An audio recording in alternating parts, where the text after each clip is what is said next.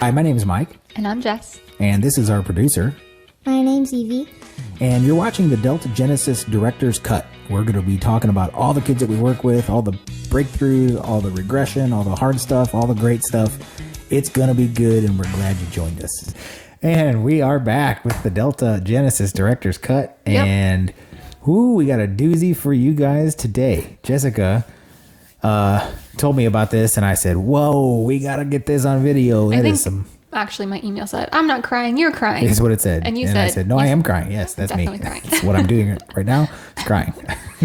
So if you guys remember our kiddo W, we did a video where we talked about his symptoms a little bit, and Mom had that really cool moment where they sat on the couch together and just kind of connected and giggled. And she said, I haven't had a moment like that since he was 2.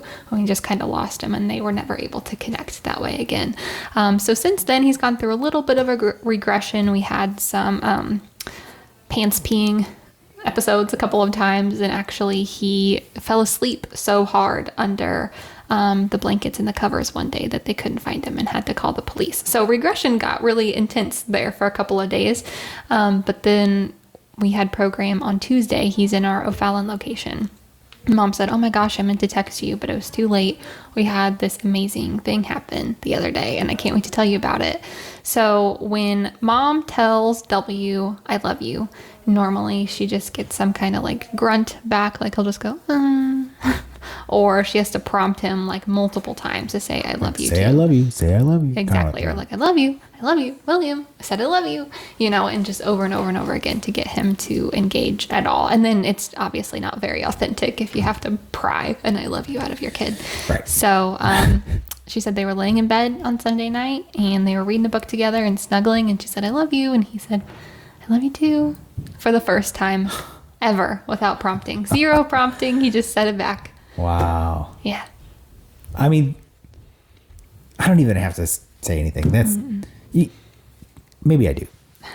Are you guys wrapping your head around this?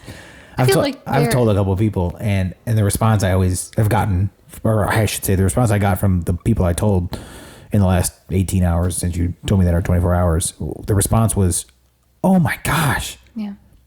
And it's not the oh my gosh is like 10% the fact that we got that kind of change in 3 months or whatever it's been. Right, 3 months. Yeah. We got that kind of change in 3 months. Him to connect to I love you and to be able to say it. Mm-hmm. That's shocking, but that's 10% of why people go, oh my gosh. They say that because he's 8 years old, and they think to themselves, why? How can I relate to having my 8-year-old not be able to tell me I love you? Mm-hmm. And how would I feel about that? And their brain does that calculation in 1 second, and they go, oh my gosh, I can't imagine what it must feel like for that mom. I actually had someone say that to me today. I can't imagine what it feels like for that mom to hear her son say I love you from his heart. Yeah. And yeah, that's 90% of why it's wow. 10% is because we got that in 3 months, y'all. Yeah. Humble brag. That's not humble brag. I'm straight bragging, and we should be bragging, and you should be bragging too. Yeah. We got the.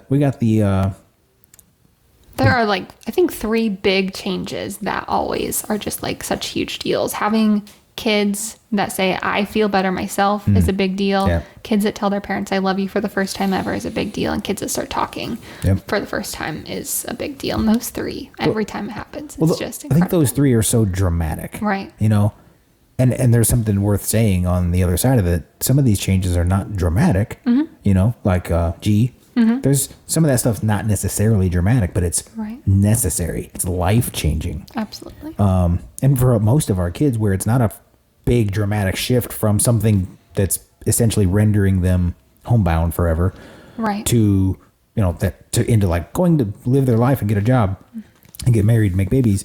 That's all wonderful and dramatic, and it makes for good TV. but also, a kid focusing and getting an A on a class that they were going to fail is kid getting in trouble less and making his home life less miserable for everybody. Oh my gosh. Equally amazing. Yeah. Or, if a kid's got a tick of some kind, or even just simply being able to regulate emotionally and not be cranky and frustrated all the time. Those are not dramatic as dramatic standards go. Right. But they are the meat and potatoes, I think. That's the stuff that you kind of have to remember, I think, Yes. is big deal because it's relative. Right. You know, and we're so conditioned by social media that we only ooh-ah when a child with no legs walks on prosthetics in like the space shuttle. You know, it's got to be some off the chart crazy. Elon Musk gave $1 billion to this family and the child grew his legs back. It's got to be insane for us to be like, wow. Yeah. Because we're so conditioned to wow stuff. Right. But wow stuff for the average person with ADHD, Asperger's, you know, autism, sensory issues,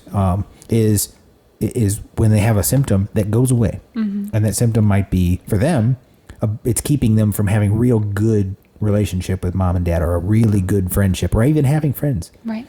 And the rest of the world doesn't really see that struggle and that pain.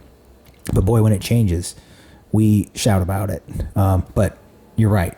The drama of, I love you too.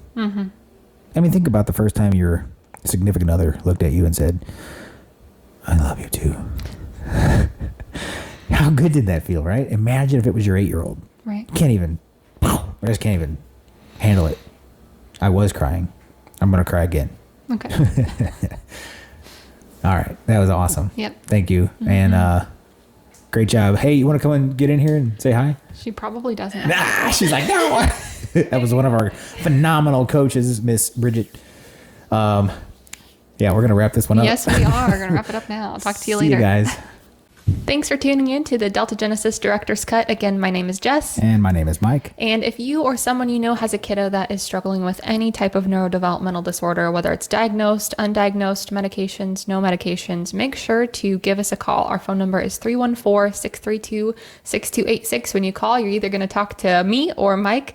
So we look forward to hearing from you. You can also email us at deltagenesis1@gmail.com. And remember, Delta means change. At Delta Genesis, the mission is simple. We provide a non-medical approach to rehabilitating the brain using brain integration training, which consists of a few things like primitive reflex suppression, visual training, and synchronization training. We work with children across the spectrum of ADHD, Asperger's, autism, and learning disabilities, and a range of other issues.